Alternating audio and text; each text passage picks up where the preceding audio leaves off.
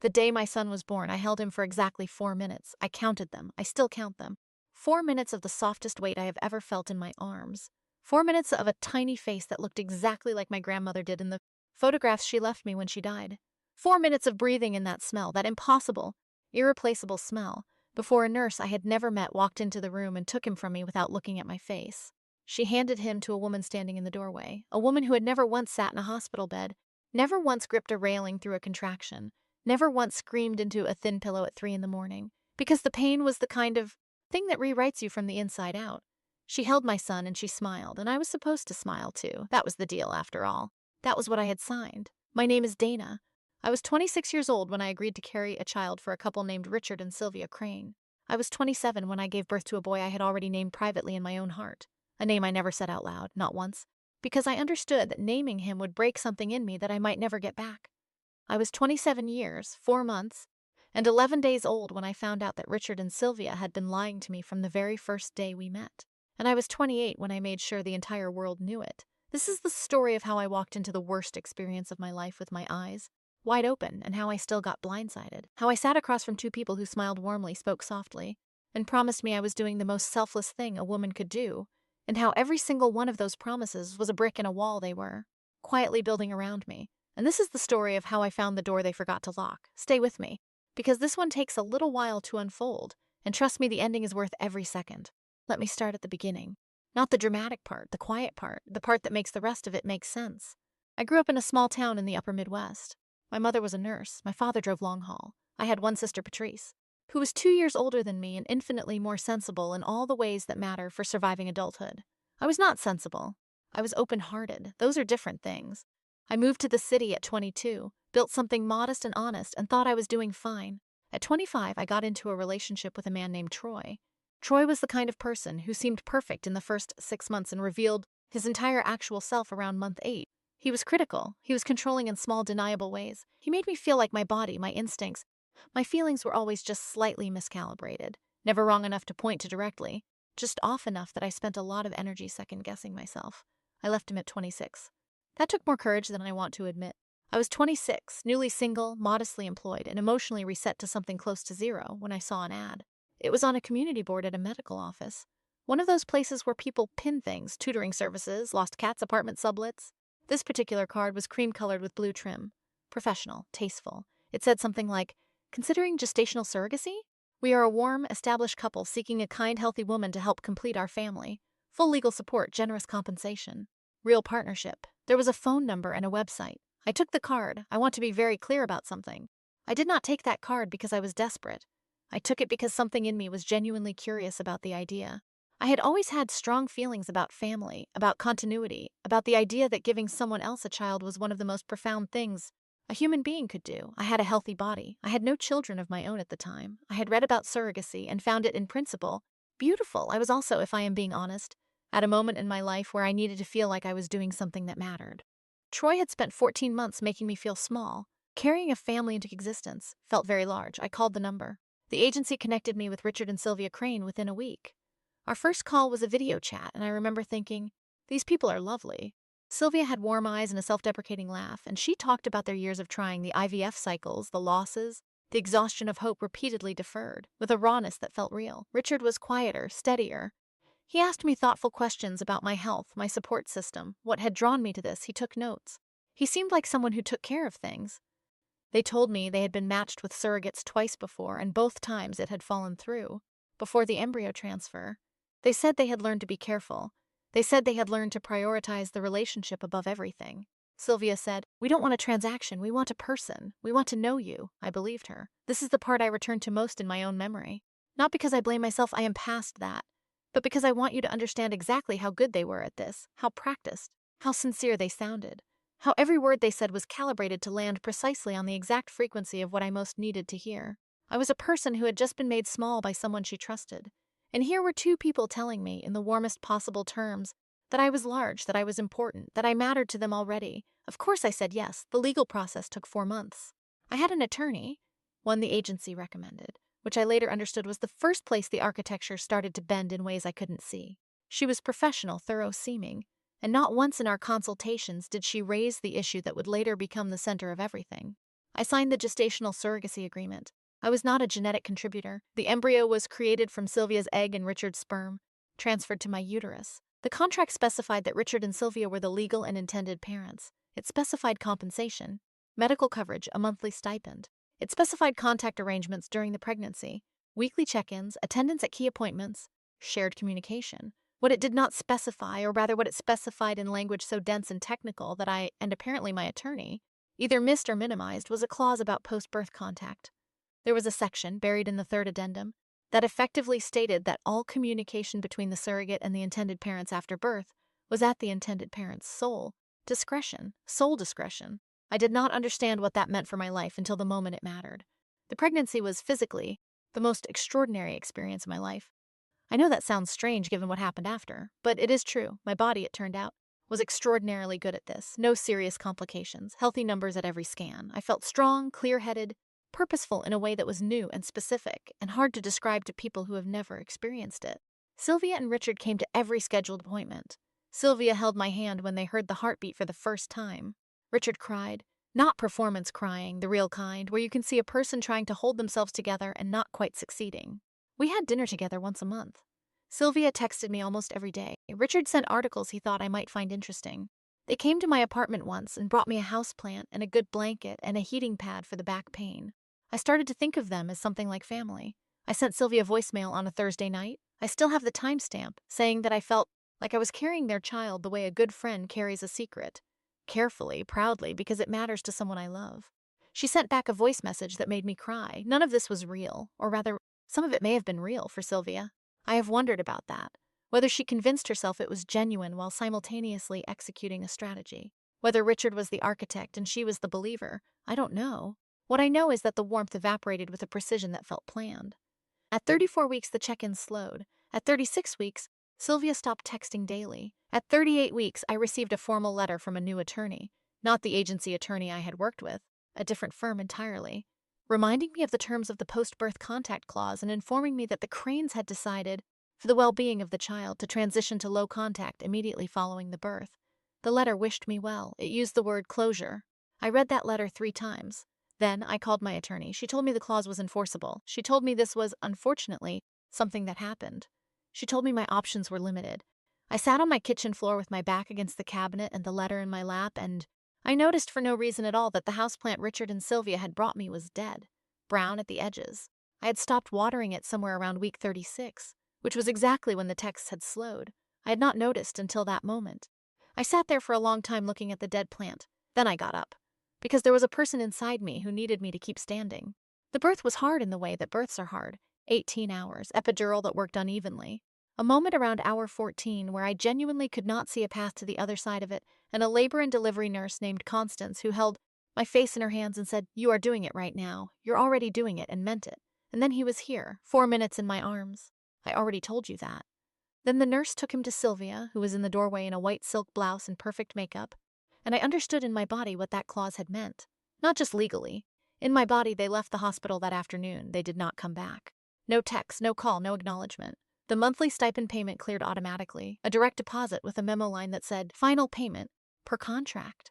Like I was a vendor, like I had provided a service and this account was now closed, like I had never been a person to them at all. I want you to sit with that for a second. Not because I need you to feel sorry for me. I am not asking for that. I am asking you to understand the specific nature of what they did.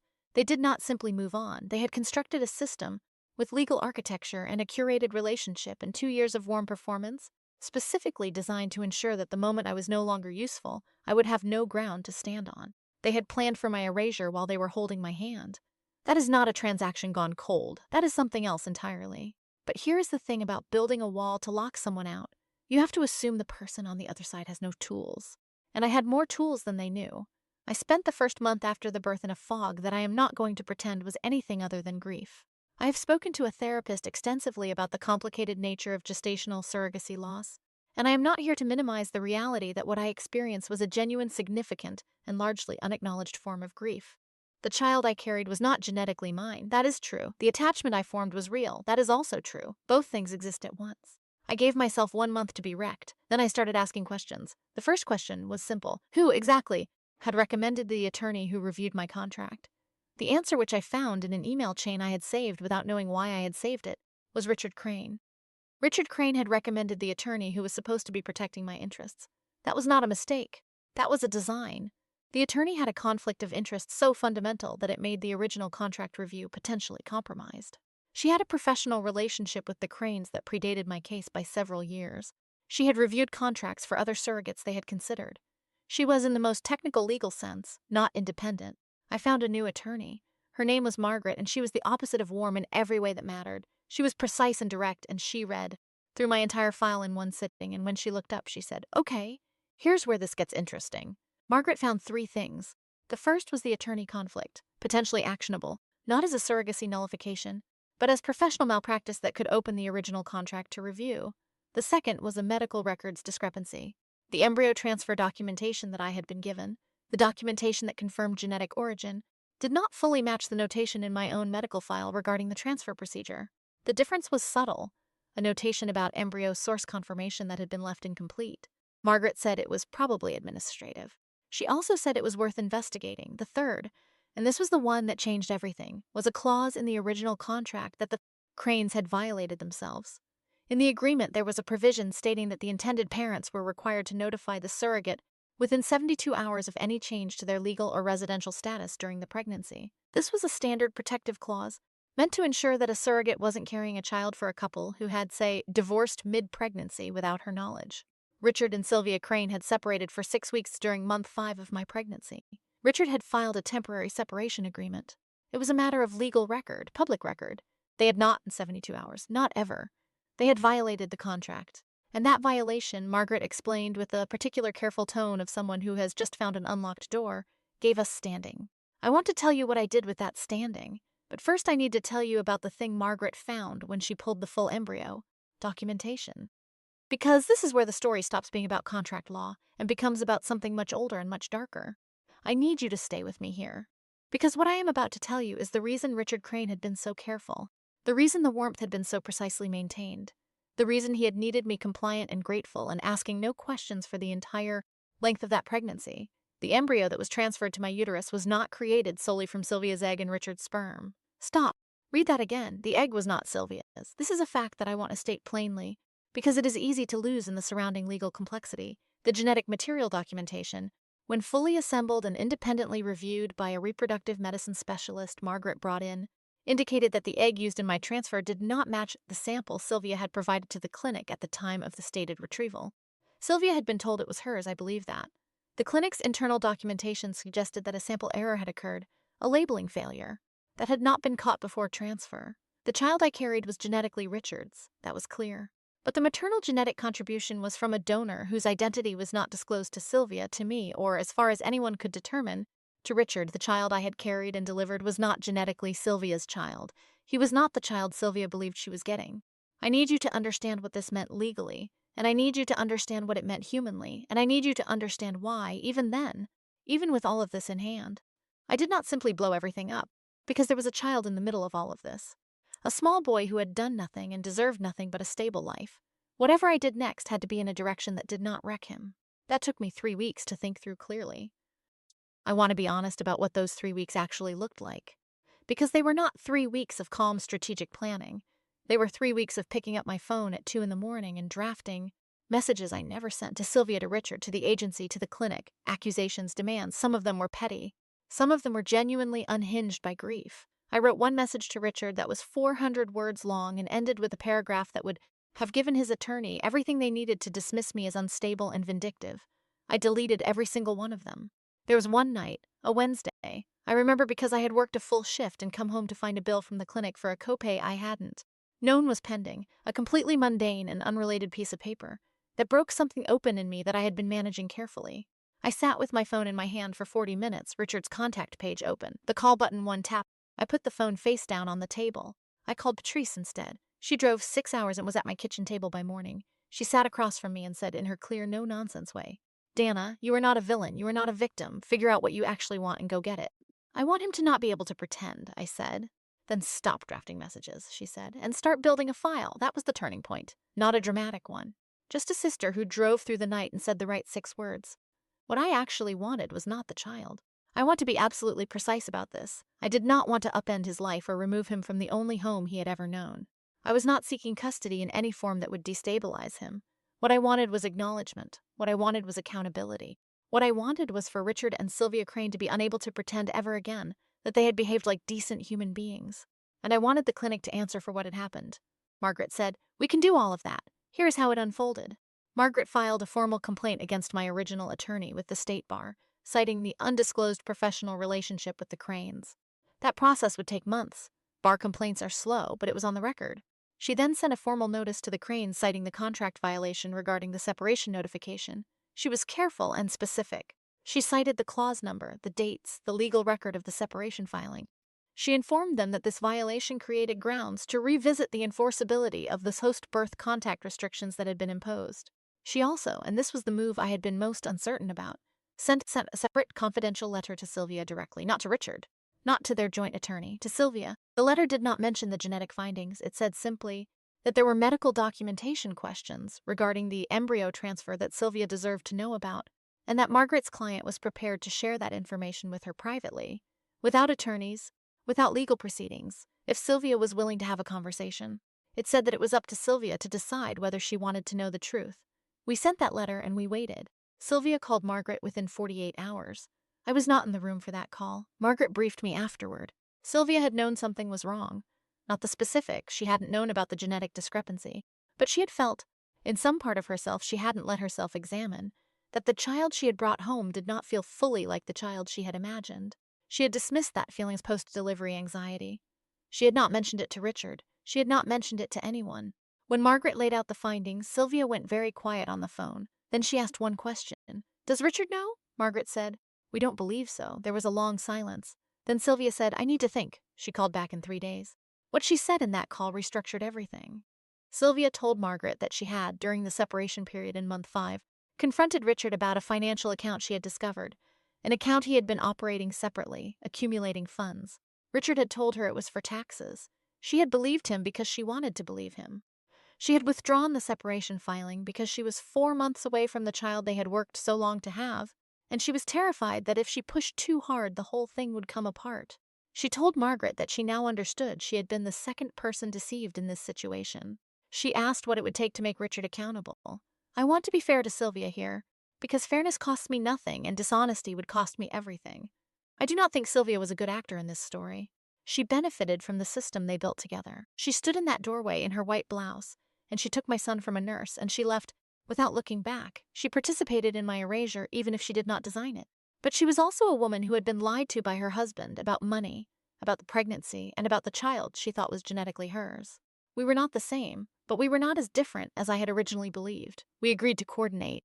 Margaret filed a joint discovery motion alongside Sylvia's newly retained attorney. Sylvia had separated from Richard for the second time by this point, permanently, citing the contract violation and requesting full financial disclosure from Richard regarding the separate account. What that disclosure revealed was not a tax account. It was a structured payment arrangement with a fertility clinic coordinator who had been operating a secondary embryo allocation service, a quiet, unregulated practice of redirecting high-quality donor eggs to preferred clients for additional compensation outside the formal clinic documentation system. Richard had paid a premium. The coordinator had selected a donor egg that matched Sylvia's general profile closely enough that the standard intake documentation wouldn't flag it. The labeling error was not an error. It was a purchased substitution. Richard had known the egg was not Sylvia's. He had paid to ensure the child he brought home would be genetically his, and only his. I am going to let that sit for a moment. He had used my body to carry a child that Sylvia did not know was not hers. He had paid to deceive his own wife about the genetic origin of the child she believed she had finally, after years of loss and grief, been given. And he had used the surrogacy agreement, and me, as the vehicle that made it all untraceable. This is why they had been so warm to me. This is why the relationship had been so carefully cultivated. Because a surrogate who felt cared for, who felt seen, who felt like family, would be far less likely to ask detailed questions about embryo documentation. The warmth was an insurance policy. I was the warm-kept secret, and Richard had built the whole structure around me without once considering that I might someday decide to look at the walls. The legal proceedings that followed are a matter of record in the relevant jurisdiction, and I will summarize them without specific identifying details. The clinic coordinator was terminated and faced professional licensing review. Richard was named in a civil action by Sylvia's attorney related to fraud within the marriage, specifically the financial accounts and the Deliberate misrepresentation of the embryo origin. The original surrogacy contract, given the attorney conflict and the contract violation, was reviewed by a family court judge who agreed that the post-birth contact restrictions had been imposed under compromised conditions. The judge ordered mediation rather than full contract nullification. In mediation, the following was agreed. Richard and Sylvia's divorce was finalized with Sylvia as the primary custodial parent. She was, by that point, deeply bonded with the child, who was by then 14 months old, and all parties agreed that his stability was the priority. I was granted what the mediation agreement called extended family contact, a framework allowing for periodic visits, holiday acknowledgement, and maintained presence as the child grew. Not parental, not custodial, something that existed in the genuine space between those categories and had no perfect legal name. My original attorney faced a formal professional sanction. Richard faced civil liability for the financial fraud within the marriage, the structured payment to the clinic coordinator, and additional findings that Margaret's forensic accountant had uncovered regarding misuse of jointly held marital assets. And the clinic implemented a mandatory independent documentation verification protocol across all embryo transfers, a change that, their attorneys were at pains to note, was entirely voluntary and unrelated to any admission of liability. It was related to everything. I want to tell you about the moment that mattered most to me. Not the legal outcome, not the moment in the courtroom. The moment that mattered most was smaller than any of that. It was a Tuesday afternoon in early winter, about 8 months after the mediation. Sylvia called me, not Margaret, me directly. She asked if I wanted to come to the park on Saturday. She said he had just learned to walk and that he was very serious about it, very deliberate, the way some children are when they are newly proud of a skill. I said yes. We spent 2 hours at a park on the east side of the city. Sylvia and I sat on a bench and drank bad coffee from a thermos and watched a 14-month-old boy navigate a path with extreme concentration and occasional stumbling and the particular joy of someone discovering that forward motion is always available to them. He looked up at me once, just once, with those dark, curious eyes, and I felt not ownership, not claim, not the grief of the hospital room. I felt something quieter and more permanent than any of those things. I felt like I was allowed to love him from the distance I had. And that was enough. That was exactly enough. Sylvia said at one point, not looking at me, looking out at the path. I'm sorry I stood in that doorway, I said. I know. We didn't say anything else for a while after that. We didn't need to. Here is what I want you to take away from this, because there is a lesson here that goes beyond surrogacy, beyond contracts, beyond any of the specific mechanics of what happened to me. It is this. People who intend to deceive you will often be the warmest people in the room. They will be warm because warmth is the tool. Because a person who is warm and attentive and who makes you feel seen and important is a person you trust. And a person you trust is a person you do not scrutinize. They are building something while you are feeling grateful. I was grateful for 2 years, and then I was awake. The difference between those two states, gratitude and wakefulness, is not cynicism. I want to be clear about that. I do not live my life now in suspicion of warmth. I do not approach relationships braced for betrayal. That would be its own kind of damage. The difference is attention. The difference is the small, careful practice of remaining present to your own instincts, to that moment when something feels slightly off. The clause you didn't fully read, the attorney you didn't independently vet, the question you didn't ask because asking it felt like distrust. Ask the question, read the clause, vet the attorney. Not because everyone is Richard Crane. Most people are not Richard Crane, but because you deserve to move through your life with your eyes open. Because your trust is a genuine thing of value, and it deserves to be offered to people who have earned it through transparency, not performance. I carried a life into this world, and then I spent a year and a half in the hardest legal and emotional work of my existence to make sure that what was done to me could never be done to another woman in the same way. The protocol change at that clinic, the mandatory verification, will outlast me. It will protect women whose names I will never know from a specific kind of deception I was naive enough to experience firsthand. I did not disappear. I did not stay erased. I used every tool I had, and I found the door they forgot to lock, and I walked through it, not with rage, with paperwork, with patience, with a lawyer named Margaret who read everything twice. Richard Crane built a wall around me and assumed I had no tools. He forgot that I am the kind of woman who reads the fine print, even when I should have read it sooner. If this story moved something in you, if you found yourself holding your breath somewhere in the middle of it or nodding or feeling that specific kind of slow-building fury that comes from watching someone get cornered and then watching them find the way out, then you already understand why this channel exists. These stories are real in the ways that matter. The details are composite. The names are changed, but the architecture of the betrayal, the warmth deployed as strategy, the legal paperwork used as a cage, the slow erasure of a person who was never intended to remain in the picture. That architecture is documented, reported, and tragically repeating. You're watching because somewhere in you recognize it. You have seen this warmth, you have felt this erasure, or you know someone who has. Share this video if you do, and if you haven't already, subscribe. Because next week's story, I will tell you only this, involves a man who forged his own death to escape his debts, and the woman who had been widowed for 11 years before she found out. She found out at her own remarriage. I'll be here when you're ready. You cannot erase a person who was never afraid to be seen. Remember that.